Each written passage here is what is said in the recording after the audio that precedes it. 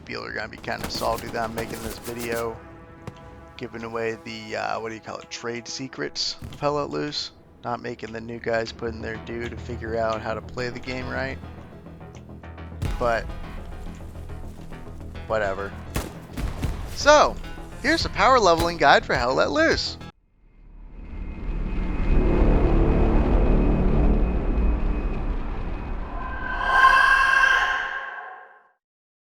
You can get XP in 4 different ways in Hell Let Loose. First off is combat effectiveness. You get XP here for your kills, the amount of vehicles you destroyed, spawns wiped, stuff like mines placed. The second is attack, and that's based off of how much time you spend contributing to capping the next zone that the enemy controls. The third is defense, and that's based off of how much time you spend contributing cap weight to defending a point you already have.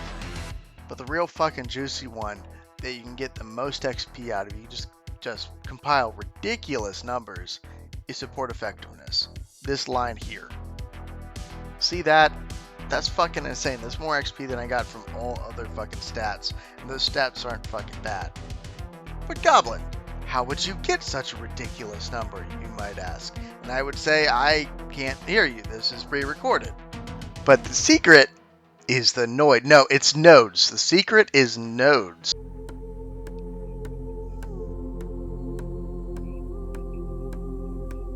What nodes do is best described as passive income. They give you 10 XP per node per minute. So every minute you get 30 XP into the support effectiveness column. And that goes to whatever class you're playing when you get the XP. So whatever you want to level up, put down nodes and then switch to that class. So as long as the nodes are up, they will continue to generate support effectiveness. Meaning that you can acquire a lot of XP for any class. If you drop nodes at the start of the round and you literally get 0 other points besides that, I think it's about 2300 XP, class XP, for the nodes being up for about 90 minutes. Each class maxed out level 10, which is 153,000 XP, and you only usually get like a couple, if you have a bad game, you'll get a couple hundred XP, but most people usually get about 500 to 1,000 class XP per game, which means that getting up to level 10 is going to be insane. However, using this trick, the bare minimum of time you're going to need to actually get level 10 is 66 hours, which that's 44 full games, and that's a lot, but that's literally if you do absolutely nothing and you're just grinding in the game, like you're AFK grinding.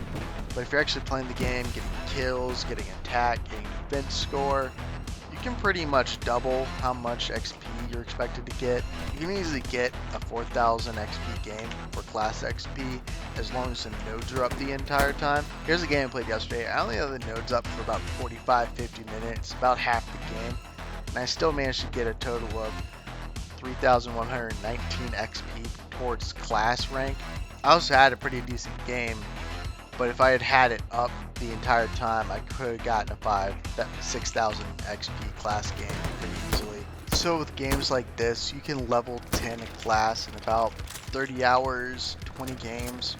That's a week of gameplay, I think. Well, a little more than a week, depending on how much you actually play. But you can pretty easily actually hammer these classes out and just get any camo, any loadout you want. Just keep using this trick. Every single game you spawn in, just the first thing you should be thinking about is if you can get nodes, and if you can, you should drop them as quickly as possible. And if you can drop them, the best place to do it is as far back on the map as possible, preferably in one of the HQs that's not where the arty is and it's not behind the last point, so there's less likely chance of the recon actually finding it, or you can hide it just outside the HQ.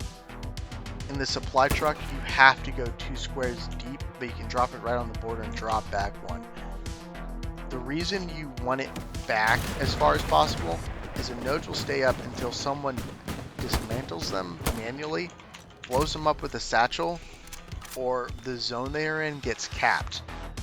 And when the zone they're in gets capped, they get dismantled automatically. So putting them far forward is not a very good idea. You want to put them as far back as possible every time. You also kind of want to hide them. You don't have to go out of your way to like camouflage them or anything, but put them somewhere where you don't think anyone will ever go, so that you can continue to get the XP for the entire game. That's all for now. I'm going to start making more videos. I plan to get out one a week. Now that I've actually set it online, it might force me to actually start doing that because my upload schedule is terrible. I know no one watches these, but they're fun to make. So going forward, I'm going to continue to make hella loose videos. I'm going to make some other games as well, but I want to make some more explaining how to play the game better, some more entertaining videos as well. For the entertaining stuff, I'm currently working on one that I want to make into a series that is just, it's absurd. It's just absurd. That's the whole premise. It's insane. Unless I release a companion video for this one, that's going to be the next one I release. And I don't really know how to end this, so